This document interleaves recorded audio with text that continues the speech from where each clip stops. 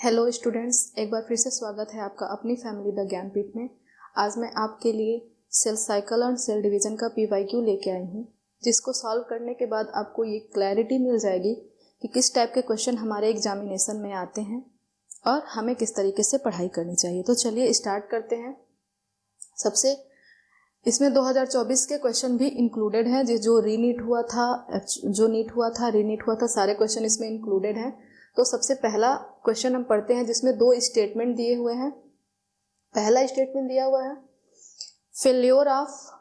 Failure of segregation of chromatids during cell cycle resulting in the gain और loss of whole set of chromosomes in an organism is known as एनियोप्लाइडी।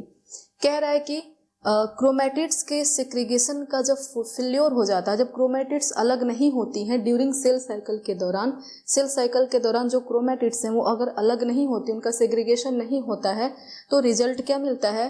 Gain और loss of whole set of chromosomes. पूरे set of जो chromosomes होते हैं वो या तो gain हो जाते हैं या तो लॉस हो जाते हैं। उस कंडीशन को क्या कहा जा रहा है? एनियोप्लाइडी। लेकिन ये स्टेटमेंट जो है वो क्या है? ये जो स्टेटमेंट है वो गलत है, क्योंकि जब सेल साइकिल के दौरान जो क्रोमैटिड्स का सेग्रीगेशन नहीं हो पाता है, तो जो एनियोप्लाइडी वाली जो कंडीशन है उसमें एक सिंगल क्रोमोसोम्स क्या होता है? या तो एक सिंगल क्रोमोसोम्स का या तो गेन होता है या तो लॉस होता है एनियोप्लाइडी कंडीशन में। तो ये वाला स्टेटमेंट क्या है? गलत है। दूसरा कह रहा है failure of cytokinesis after anaphase stage of cell division result in the gain और loss of chromosomes is called polyploidy. कह रहा है कि after anaphase, cytokinesis after anaphase, जबकि जो साइटोकाइनेसिस होती है वो टीलोफेज के बाद होती है, एनाफेज के बाद नहीं होती है। ठीक है। और पॉलीप्लॉइडी का कंडीशन में क्या होता है कि जो क्रोमोसोम्स होता है उसका सेट का इंक्रीज होता है, ना कि लॉस और गेन होता है, सिर्फ गेन होता है, उसे पॉलीप्लॉइडी कहते हैं। और जो साइटोकाइनेसिस होता है वो टीलोफेज के बाद होता है, ना कि एनाफेज में। तो ये भी स्टेटमेंट क्या है? गलत है। तो दिया है कि एबव स्टेटमेंट में चूज करिए कि कौन सा करेक्ट स्टेटमेंट है। तो हमें देखने को मिला कि जो दोनों स्टेटमेंट है दोनों ही क्या है? इनकरेक्ट है। तो इसलिए हमारा जो चौथा ऑप्शन होगा वो क्या हो जाएगा? सही हो जाएगा। Statement first and statement second both are false. Next आगे बढ़ते हैं दूसरे क्वेश्चन की तरफ। जो दूसरा क्वेश्चन है उसमें क्या दिया हुआ है हम पढ़ते हैं। रिकॉम्बिनेशन बिटवीन, ये भी रीनीट 2024 का क्वेश्चन है। Recombination between homologous chromosomes is completed by the end of. कह रहा है कि जो होमोलॉगस क्रोमोसोम्स होते हैं उनका रिकॉम्बिनेशन किस स्टेज के बाद जो है वो क्या होता है? कंप्लीट होता है। तो हमने पढ़ा था सेल डिवीजन में कि जो रिकॉम्बिनेशन प्रोसेस होता है वो पैकेटिन स्टेज में क्या हो जाता है? जाके खत्म हो जाता है। पैकेटिन स्टेज के लास्ट में जाके रिकॉम्बिनेशन क्या होता है? कंप्लीट होता है। तो इस क्वेश्चन का आंसर क्या हो जाएगा? पैकेटिन। देखिए कितना सिंपल क्वेश्चन दिया। पहला क्वेश्चन स्टेटमेंट था, ये डायरेक्ट क्वेश्चन पूछ दिया है कि रिकॉम्बिनेशन जो होता है वो किस स्टेज में खत्म होता है। तो हम क्या देखेंगे? पैकेटिन स्टेज में जाके रिकॉम्बिनेशन खत्म हो जाता है। फिर तीसरा क्वेश्चन देखते हैं। अगला क्वेश्चन क्या दिया हुआ है इसमें? Match the following type of question दिया हुआ है। दो कॉलम दिए हैं, लिस्ट फर्स्ट और लिस्ट सेकंड। इसमें क्या करना है? हमको देखना है कि कौन किससे मैच कर रहा है। तो सबसे पहले दिया है कि मेटासेंट्रिक क्रोमोसोम्स क्या होते हैं। मेटासेंट्रिक क्रोमोसोम्स क्या होते हैं? तो इसमें हम क्या देखेंगे कि middle centromere forming two equal arms of chromosomes. Metacentric chromosomes कैसे होते हैं? वो क्रोमोसोम्स जो दो इक्वल भागों में क्या हो? डिवाइड हो, जिनके सेंट्रोमियर एकदम बीचों बीच में प्रेजेंट हो, उसे क्या कहते हैं? मेटासेंट्रिक क्रोमोसोम्स कहते हैं। कि middle centromere forming two equal arms, उसे क्या कहेंगे? मेटासेंट्रिक क्रोमोसोम्स कहेंगे। अगला दिया है सब मेटासेंट्रिक क्रोमोसोम्स क्या होता है? सब मेटासेंट्रिक क्रोमोसोम्स जो होता है इसमें सब मेटासेंट्रिक में जो सेंट्रोमियर होता है थोड़ा सा अवे होता है मिडिल से, मिडिल ऑफ क्रोमोसोम से थोड़ा सा ऊपर होता है या थोड़ा सा नीचे होता है, उसे क्या कहते हैं? सब मेटासेंट्रिक कहते हैं। तो इसमें तीसरा ऑप्शन हो जाएगा centromere is slightly away from the middle of chromosomes resulting in two unequal arms. अब मिडिल से थोड़ा सा अवे हो जाएगा तो जो आर्म्स हो जाएंगी वो अनइक्वल हो जाएंगी। तीसरा कह रहा है एक्रोसेंट्रिक क्रोमोसोम्स क्या होते हैं? एक्रोसेंट्रिक क्रोमोसोम जो होते हैं वो सबसे एकदम एबव पाए जाते हैं, ऊपर पाए जाते हैं। Centromere is situated close to its end, end के क्लोज सेंट्रोमियर सिचुएटेड होता है। सेंट्रोमियर क्या होता है? जब हम क्रोमोजोम्स बनाते हैं तो क्रोमोजोम्स की जो आर्म होती हैं, जिस स्ट्रक्चर के थ्रू एक दूसरे से अटैच्ड होती हैं, उसे हम क्या कहते हैं? सेंट्रोमियर कहते हैं। तो जो क्रोमोजोम्स होते हैं, हमारे क्रोमोजोम्स 4 तरीके के होते हैं। जो क्रोमोजोम्स होते हैं उसमें हमने क्या देखा था,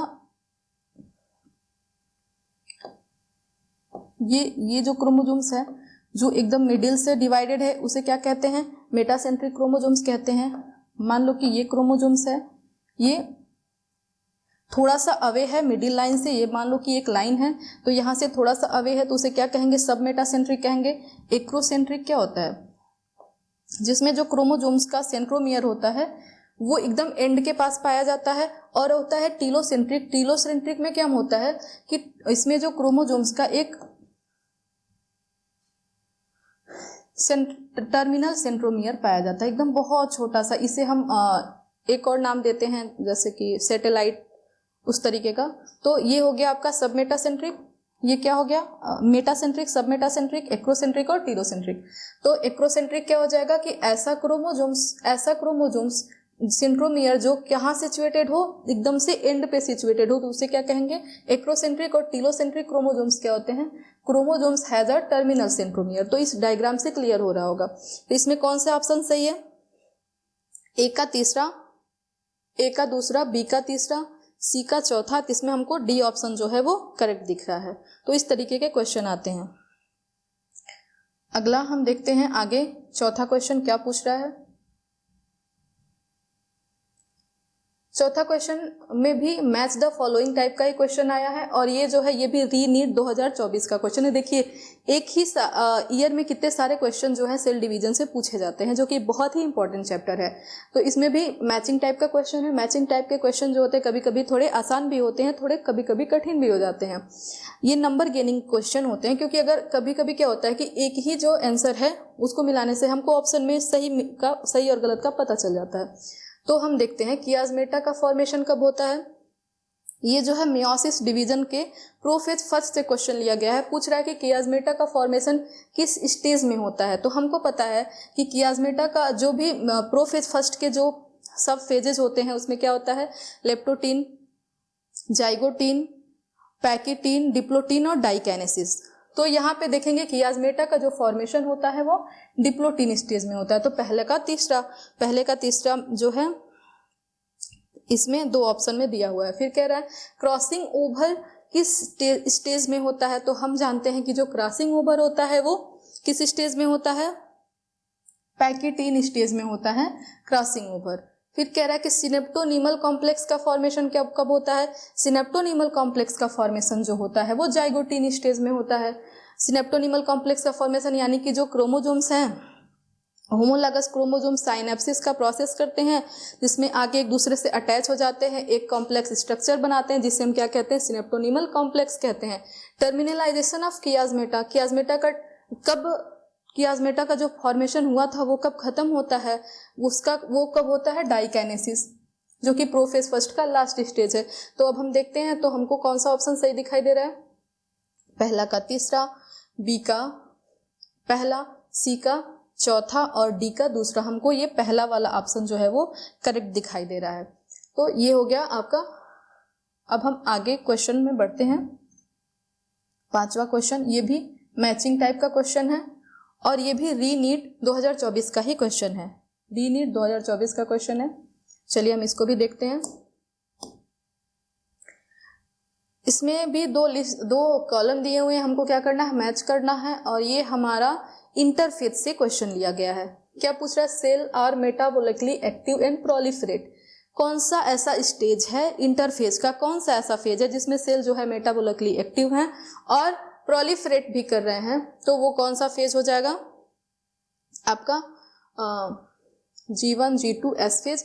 सेल मेटाबोलिकली एक्टिव है और प्रोलिफरेट कर रहा है। फिर अगला पूछ रहा है कि डीएनए रेप्लिकेशन किस फेज में होता है। अगर मान लीजिए क्वेश्चन करते वक्त हमें एक चीजें नहीं आ रही तो हम आगे बढ़ते हैं, तो उसमें क्या देखते हैं? डीएनए रेप्लिकेशन किस फेज में होता है। तो हमको पता है कि डीएनए का रेप्लिकेशन सिर्फ एक ही फेज में होता है, जिसका नाम है S phase. Proteins are synthesised, किस फेज में प्रोटीन का सिंथेसिस होता है? G2 फेज में। क्वेसेंट स्टेज विथ मेटाबोलिक से, तो क्वेसेंट स्टेज किसे कहते हैं? G0 फेज को क्या कहते हैं? क्वेसेंट स्टेज कहते हैं। उसके बाद कह रहा है कि cell are metabolically active and proliferate, cell जो है मेटाबोलिकली एक्टिव भी है और प्रोलिफरेट कर रहा है, डिफ्रेंशिएट कर रहा है, तो वो क्या हो जाएगा आपका? G1 phase. फिर आपका एक बचा कौन सा? Proteins are synthesise. तो हमने बताया था कि प्रोटीन का सिंथेसिस मेनली किसमें होता है? ट्यूबुलिन प्रोटीन का सिंथेसिस G2 फेज के दौरान होता है, क्योंकि G2 फेज के दौरान ही जो सेल होता है वो प्रोसेस कर रहा होता है, किसमें जाने के लिए? एम फेज में एंट्री करने के लिए। ठीक है, तो यहाँ पे हमको कौन सा ऑप्शन सही दिख रहा है? ए का दूसरा, बी का चौथा, ए का दूसरा, बी का चौथा, सी का पहला और डी का तीसरा। तो हमको ये डी वाला ऑप्शन करेक्ट दिख रहा है। ठीक, फिर आगे हम देखते हैं अगला क्वेश्चन। छठवां क्वेश्चन क्या पूछ रहा है? Spindle fibres attach to kinetochore of chromosomes during, बोल रहा है कि जो स्पिंडल फाइबर है वो काइनेटोकोर से किस स्टेज में जाके क्या होता है? अटैच होता है। ये नीट 2024 का क्वेश्चन है, जो हम लोग का नीट 2024 का क्वेश्चन हुआ था, उसमें आया था, पेपर हुआ था। Spindle fibre attach to kinetochore, जब स्पिंडल फाइबर काइनेटोकोर से अटैच होता है तो वो किस स्टेज में होता है? तो हमको पता है स्पिंडल फाइबर काइनेटोकोर से मेटाफेज स्टेज में क्या होता है? जाके अटैच होता है। किस स्टेज में? मेटाफेज स्टेज में। फिर अगला क्वेश्चन, सातवां क्वेश्चन की तरफ हम आगे बढ़े, देखते हैं क्या इसमें पूछ रहा है। सातवां क्वेश्चन भी नीट 2022 का क्वेश्चन है और इसमें भी क्या पूछ रहा है? दो स्टेटमेंट दिया है। ये स्टेटमेंट वाला क्वेश्चन है।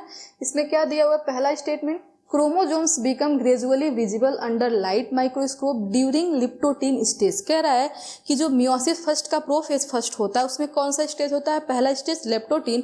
उसमें कह रहा है कि chromosomes become gradually visible, chromosomes धीरे धीरे विजिबल हो जाते हैं under light microscope. Light microscope का यूज करके हम जब देखते हैं तो जो क्रोमोसोम्स है धीरे धीरे विजिबल होने लगते हैं।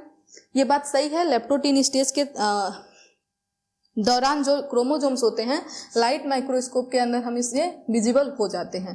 दूसरा स्टेटमेंट दिया, the beginning of diplotene stage is recognised by dissolution of synaptonemal complex. कह रहा है कि जो डिप्लोटिन स्टेज शुरुआत होता है वो उसका कह रहा है कि जो डिप्लोटिन स्टेज का शुरुआत होता है उस स्टेज को पहचाना कैसे जाता है? तो कह रहा है कि dissolution of synaptonemal complex, zygotene, जो सिनेप्टोनिमल कॉम्प्लेक्स का फॉर्मेशन हुआ रहता है किस प्रोसेस के दौरान? जाइगोटिन प्रोसेस के दौरान। उस सिनेप्टोनिमल कॉम्प्लेक्स का डिसोल्यूशन हो रहा है, वो क्या हो रहा है? अब टूट रहा है। किस स्टेज में? डिप्लोटिन स्टेज में। तो क्या ये सही है? तो हम क्या देखेंगे कि ये सही हो, कह रहा है कि जो डिप्लोटिन स्टेज होता है उसका शुरुआत कैसे होता है? जो सिनेप्टोनिमल कॉम्प्लेक्स का फॉर्मेशन हुआ रहता है वो सिनेप्टोनिमल कॉम्प्लेक्स अब धीरे धीरे क्या होता है? टूटने लगता है। तो ये भी स्टेटमेंट सही है। दोनों स्टेटमेंट सही है। तो हम किस पे ट्रिक करेंगे? Both statement first and statement two are true. ये नीट 2024 का क्वेश्चन था, जो कि कहाँ से लिया गया है? ये आपके प्रोफेज फर्स्ट के मियोसिस फर्स्ट के प्रोफेज फर्स्ट से लिया गया है। अगला क्वेश्चन, अगले क्वेश्चन में क्या दिया हुआ है? Following are the stages of cell division. ये सेल डिवीजन के स्टेज दिए गए हैं। पूछ रहा है choose the correct sequence of stages from option given below. तो हमको चूज करना है कि जो स्टेप है उसका करेक्ट सीक्वेंस हमको चूज करना है। ये किसका दिया हुआ है? माइटोसिस डिवीजन का फेज दिया हुआ है। कह रहा है कि इसमें से जो करेक्ट है उसको चूज करो। तो सबसे पहले कौन सा फेज आता है?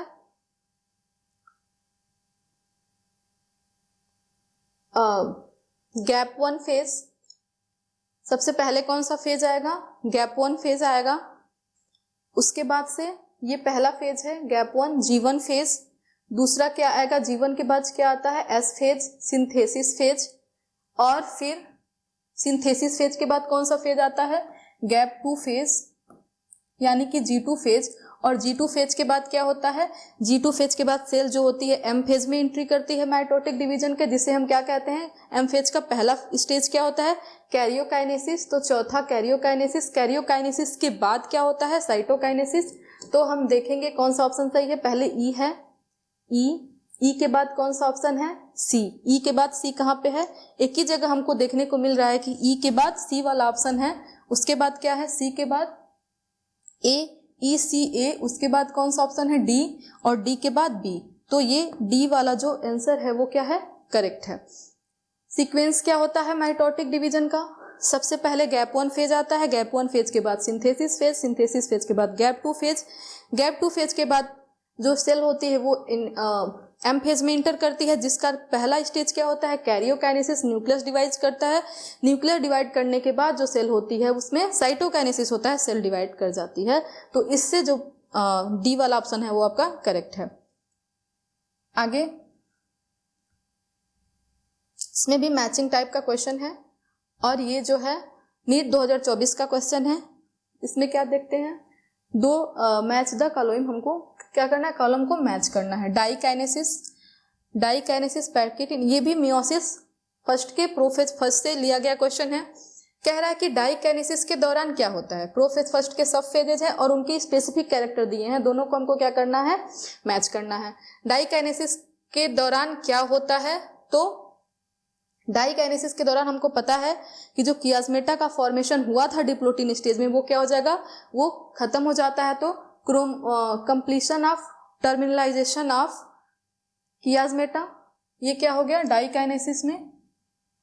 पैकेटिन स्टेज में क्या होता है, अपीयरेंस ऑफ रिकॉम्बिनेशन नोड्यूल, क्योंकि पैकेटिन स्टेज में क्रॉसिंग ओवर का प्रोसेस होता है। पैकेटिन स्टेज में क्या होता है, क्रॉसिंग ओवर का प्रोसेस होता है।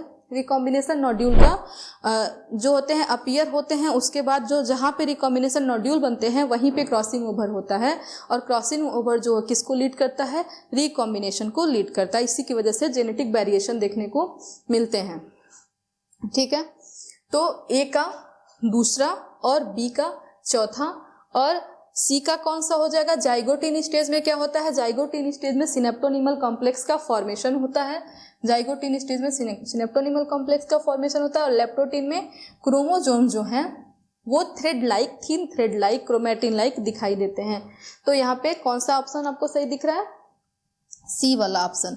ए का दूसरा, डाइकाइनेसिस में क्या हो रहा है, completion of termination of chiasmata, pachytene stage में appearance of recombination nodule, zygotene में सिनेप्टोनिमल कॉम्प्लेक्स का फॉर्मेशन, और लेप्टोटिन के दौरान क्रोमोसोम्स जो हैं बहुत ही एक दूसरे में गुथे हुए थिन पतले धागे के नुमा दिखाई देते हैं। ठीक, तो आपका सी ऑप्शन जो है वो करेक्ट है।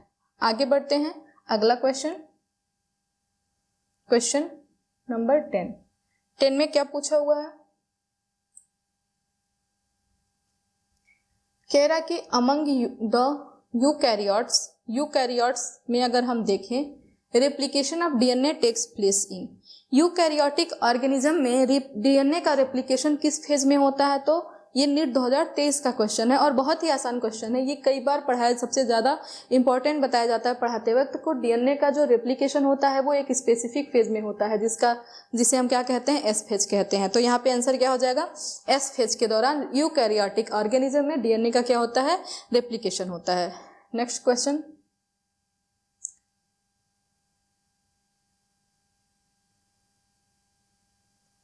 नेक्स्ट क्वेश्चन में क्या दिया हुआ है,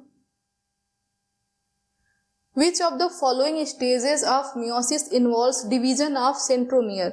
कह रहा है कि मियोसिस का कौन सा फेज है, मियोटिक डिवीजन का कौन सा फेज है, स्टेज है, जिसके दौरान सेंट्रोमियर जो है वो क्या करती है, डिवाइड करती है। माइटोसिस में तो हम जानते हैं कि सेंट्रोमियर जो होती है एनाफेज स्टेज में क्या करती है, डिवाइड करती है। लेकिन मियोसिस तो दो होता है, मियोसिस फर्स्ट और मियोसिस सेकेंड। तो मियोसिस के किस स्टेज में जो है सेंट्रोमियर स्प्लिट करती है, भी नीट 2023 का क्वेश्चन है, ट्रिकी क्वेश्चन है। मतलब मियोसिस के प्रोसेस के दौरान दो एनाफेज होता है, एक एनाफेज फर्स्ट और एक एनाफेज सेकंड।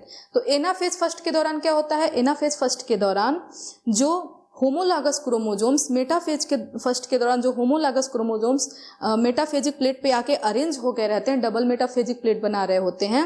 एनाफेज फर्स्ट में वो जो होमोलागस क्रोमोजोम्स है बस वो अलग होते हैं, सेंट्रोमियर का स्प्लिटिंग नहीं होता है। लेकिन एनाफेज सेकेंड के दौरान सेंट्रोमियर जो है वो क्या करती हैं, स्प्लिट कर जाती हैं और एक क्रोमोजोम्स में जो क्रोमैटिड्स होती हैं वो क्या हो जाती हैं, अलग हो जाती हैं। तो यहाँ पे आंसर क्या हो जाएगा, एनाफेज सेकेंड हो जाएगा। एनाफेज फर्स्ट के दौरान सिर्फ होमोलागस क्रोमोजोम्स है वो क्या होते हैं, अलग होते हैं। क्रोमैटिड्स, सेंट्रोमियर जो होता है वो नहीं टूटता है, क्रोमैटिड्स अलग नहीं होती हैं। नेक्स्ट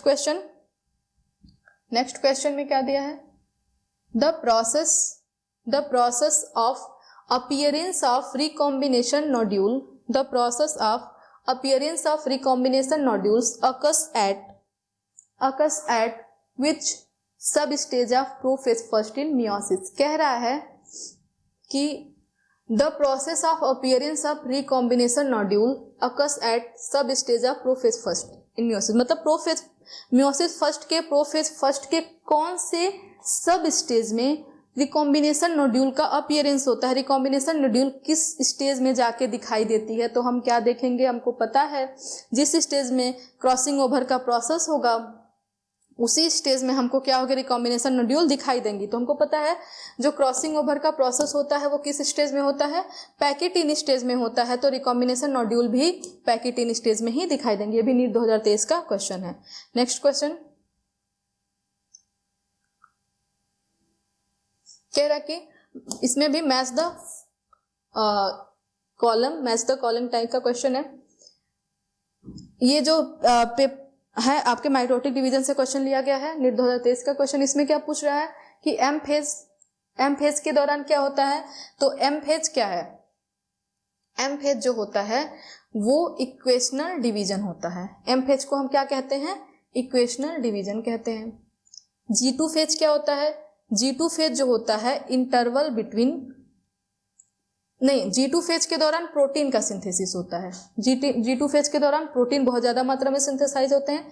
क्वेसेंट स्टेज को इनएक्टिव स्टेज कहते हैं। और G1 फेज जो होता है वो क्या होता है, interval between mitosis and initiation of DNA replication. ये डीएनए रेप्लिकेशन और माइटोसिस के बीच का क्या होता है, इंटरवल होता है G1 फेज। तो हम कौन आंसर देखें, तो पहला का कौन सा है, चौथा, ए का चौथा 2 ऑप्शन में है, दूसरा बी का पहला किस में है, बी वाले ऑप्शन में है, सी का दूसरा और डी का तीसरा। तो ये क्वेश्चन हो गया। अब आगे हम बढ़ते हैं।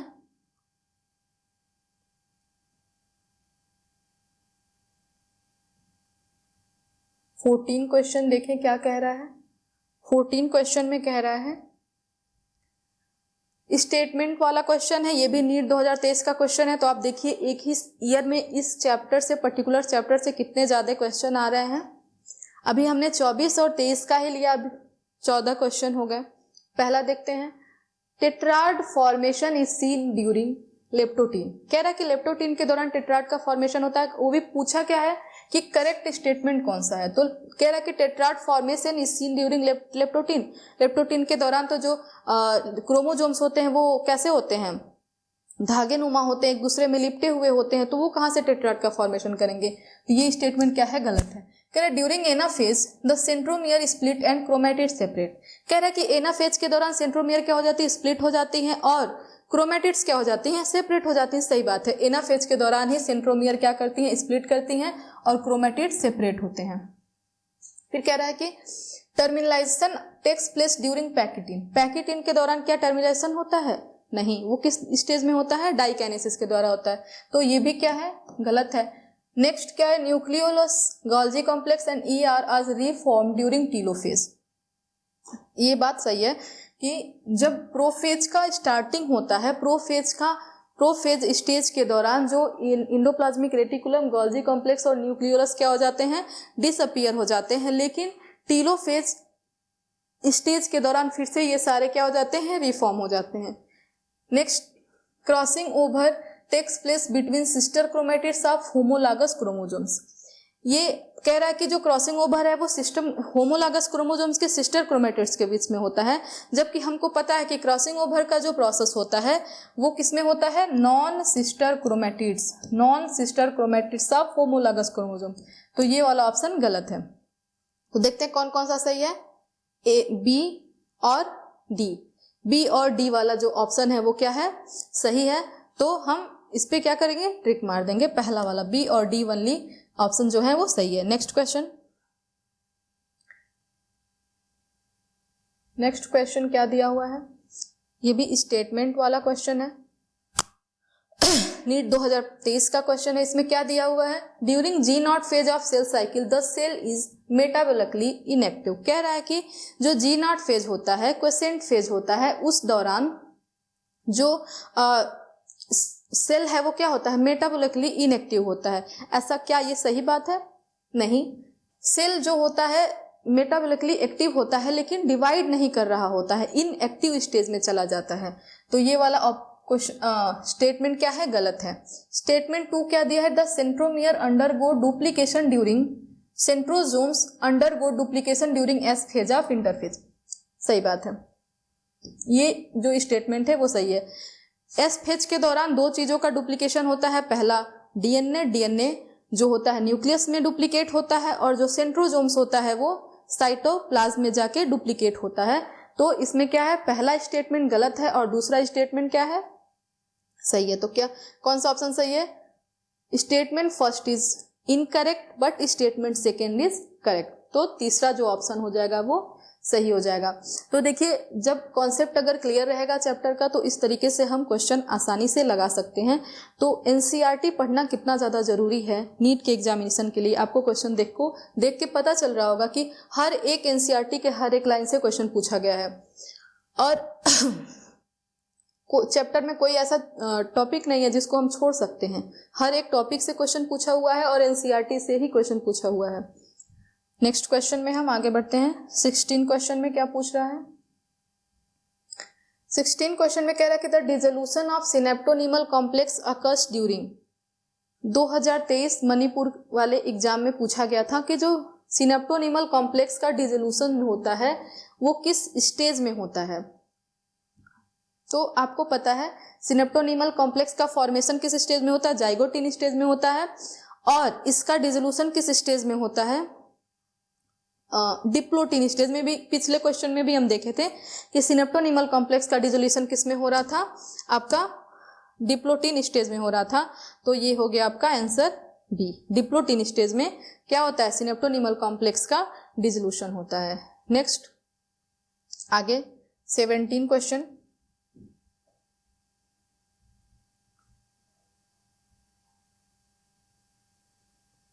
इसमें क्या दिया हुआ है, doubling of the number of chromosomes can be achieved by disrupting mitotic cell division soon after. कह रहा है कि डबलिंग ऑफ नंबर ऑफ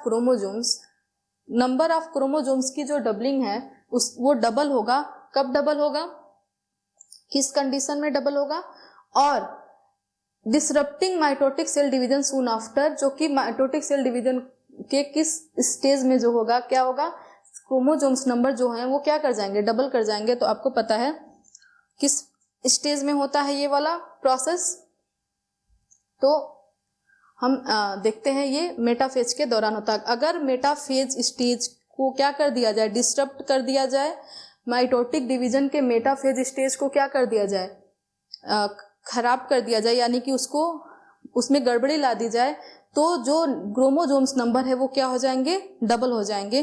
क्योंकि जो मेटाफेज के दौरान जो सारे क्रोमोसोम्स होते हैं वो कहाँ पे आके अलाइन होते हैं, एक इक्वेटोरियल प्लेट पे आके अलाइन होते हैं, और उस दौरान अगर हम इस डिवीजन को क्या कर दें, डिसरप्ट कर दें, तो जो क्रोमोसोम्स नंबर हैं वो क्या हो जाएंगे, डबल हो जाएंगे। नेक्स्ट क्वेश्चन, ये भी मणिपुर में नीट 2023 के मणिपुर वाले एग्जाम में पूछा गया है।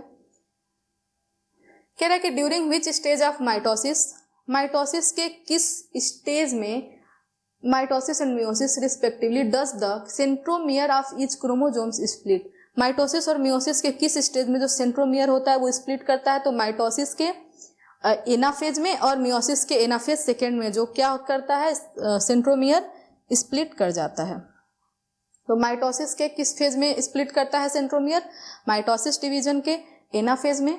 और मियोसिस में एनाफेज फर्स्ट में नहीं होता है, एनाफेज फर्स्ट में सिर्फ क्रोमोसोम्स क्या करते हैं, होमोलॉगस क्रोमोसोम्स अलग होते हैं, लेकिन जो एनाफेज सेकेंड होता है उसमें क्रोमोसोम्स के सेंट्रोमियर क्या होते हैं, स्प्लिट हो जाते हैं, और क्रोमेटिड्स क्या हो जाती हैं, सेपरेट हो जाती हैं। ठीक है, नेक्स्ट क्वेश्चन की तरफ। तो इसका ऑप्शन कौन सा ऑप्शन सही होगा? पहला ऑप्शन सही हो जाएगा। पैकेट स्टेज में क्रोमोसोम्स क्रॉसिंग ओवर होता है। मेटाफेज फर्स्ट में जो क्रोमोसोम्स होते हैं इक्वेटोरियल प्लेट पे अलाइन हो जाते हैं। डाइकाइनेसिस के दौरान जो कियाज्मेटा का फॉर्मेशन हुआ वो क्या हो जाता है, टर्मिनलाइज हो जाता है। जाइगोट स्टेज में होमोलॉगस क्रोमोसोम्स का पेयरिंग होता है, जिसे हम क्या कहते हैं, सिनेप्टोनिमल कॉम्प्लेक्स का formation. Next question. Next question में क्या पूछा हुआ है, spindle fibre attach on to. जो स्पिंडल फाइबर होते हैं वो किससे अटैच होते हैं?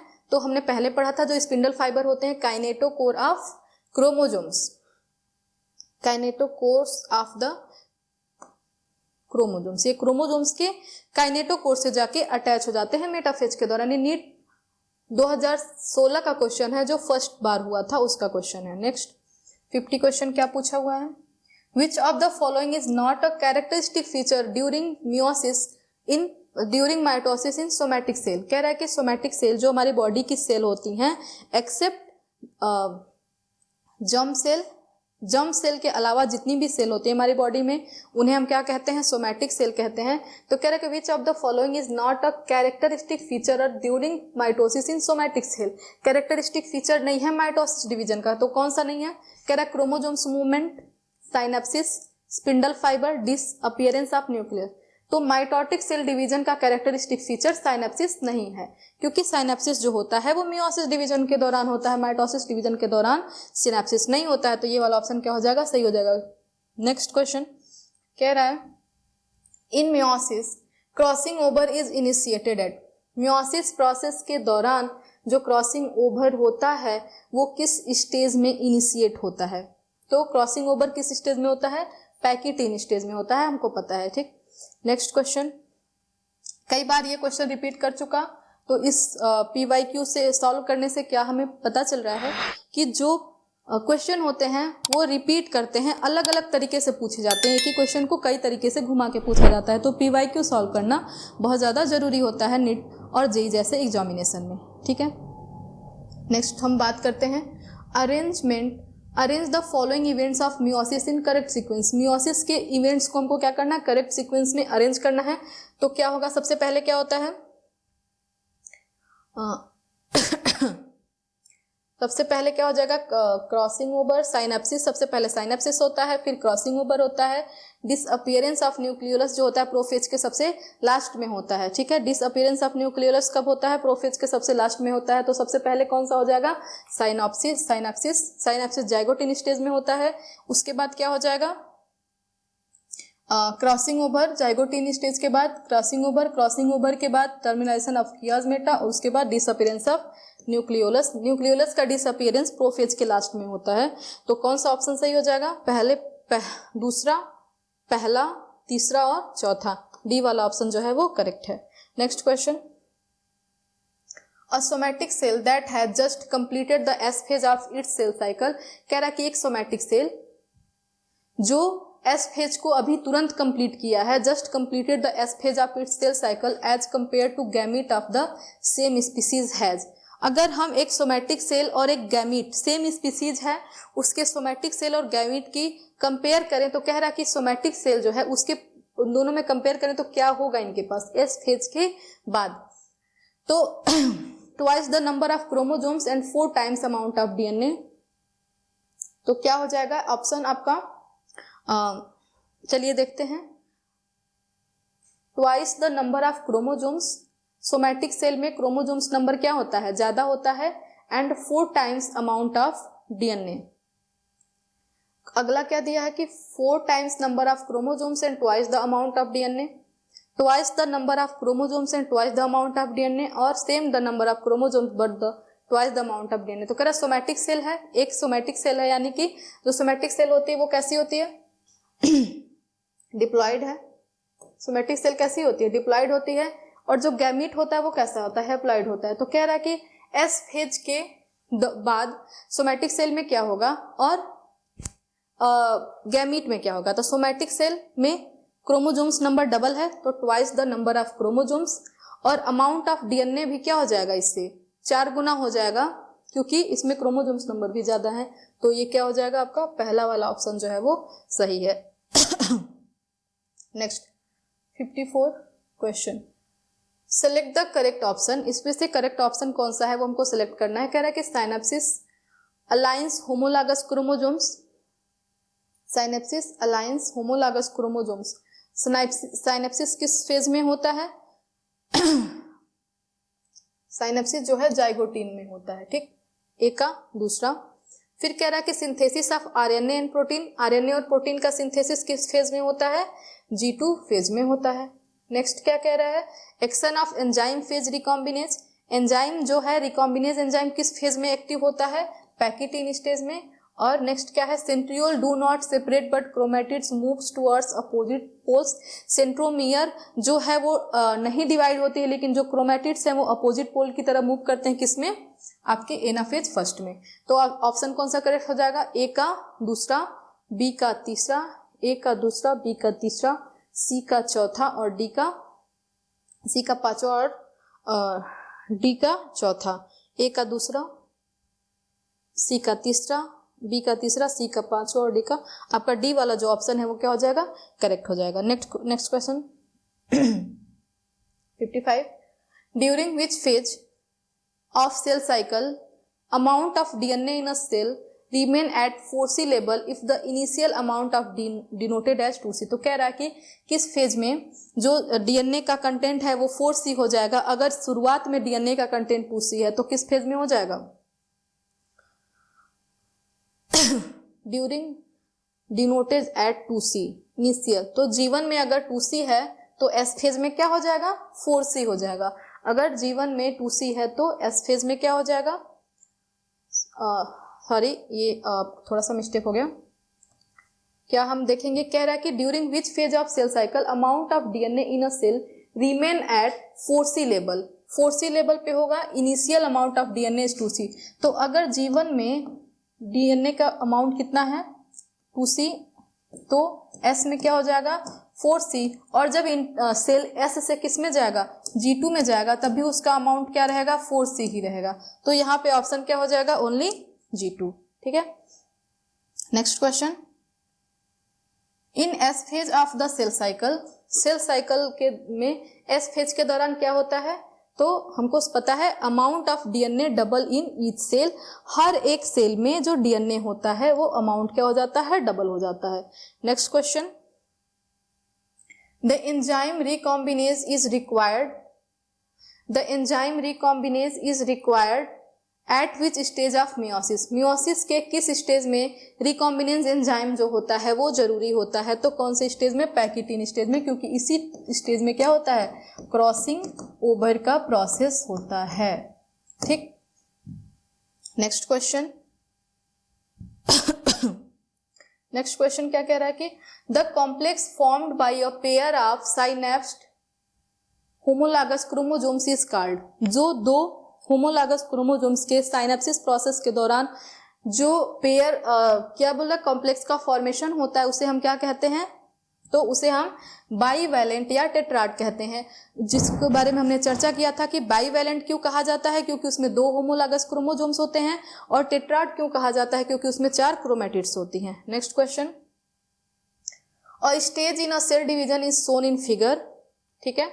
सेल डिवीजन का एक स्टेज है जो कि फिगर में दिया गया है। कह रहा है कि select the answer which gives correct identification of stage. कह रहा है कि वो हमको आंसर बताओ जो इस स्टेज को अच्छे से क्या कर रहा है, आइडेंटिफाई कर रहा है। तो कह रहा है साइटोकाइनेसिस है, cell plate formed, mitochondria distributed between 2 daughter nuclei. कह रहा है कि क्या ये साइटोकाइनेसिस का स्टेज है, इसमें सेल प्लेट का फॉर्मेशन हुआ है, माइटोकॉन्ड्रिया जो है वो बिटवीन 2 डॉटर सेल में डिस्ट्रीब्यूटेड, नहीं यहाँ पे कहीं तो सेल प्लेट का फॉर्मेशन नहीं दिख रहा है। Telophase, endoplasmic reticulum nucleus not reformed yet. Telophase है, टीलोफेज के दौरान कह रहा है कि ER और न्यूक्लियोलस रिफॉर्म नहीं हुआ है। फिर तीसरा कह रहा है कि nuclear envelope reform, Golgi complex reform. तो हम क्या देख रहे हैं, ये स्टेज जो है किसका है, आपका टीलोफेज स्टेज है। टीलोफेज स्टेज में क्या हो रहा है, न्यूक्लियर एनवेलप रिफॉर्म और गोल्जी कॉम्प्लेक्स रिफॉर्म। तो तीसरा वाला ऑप्शन क्या हो जाएगा आपका, सही हो जाएगा। तो इसमें क्या हो जाएगा, सी का सी। Next question,